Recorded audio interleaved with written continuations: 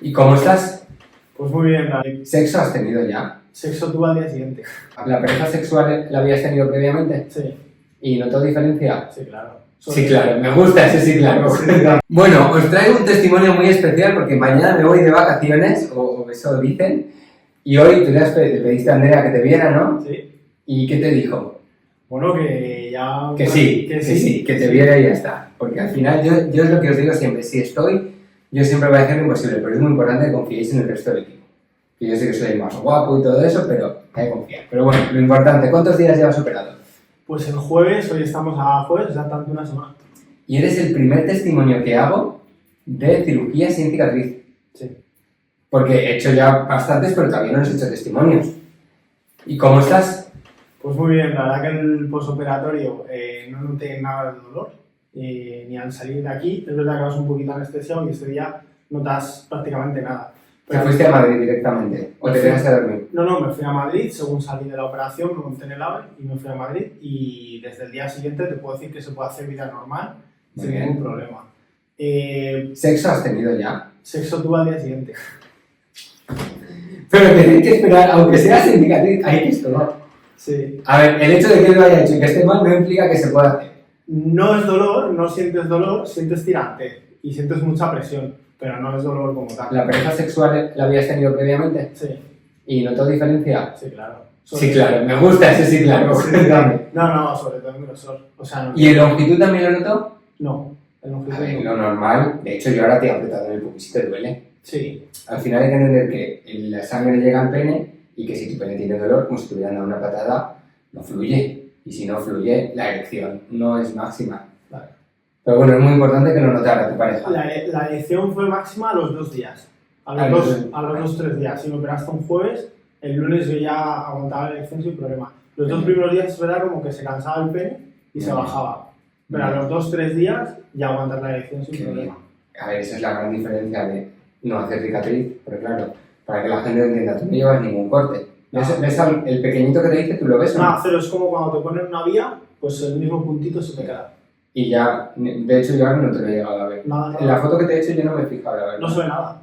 Y la foto del después es espectacular. Sí.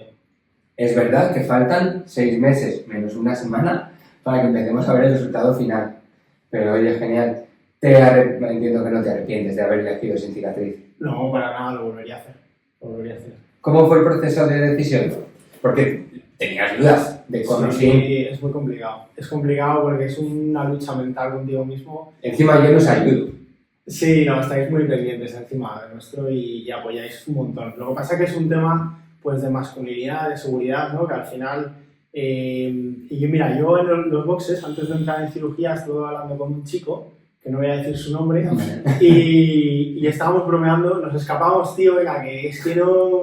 Se me pasó una vez, con un cambio de sexo en Barcelona, con Iván Mañero, que es un cirujano buenísimo, y que le mando saludos, que sé que ve los vídeos, y estábamos, tenía unos quirófanos espectaculares, en la clínica brutal, y un paciente corriendo por el parking, con la bata, y que se le veía desnudo por detrás, y era de un cambio de sexo.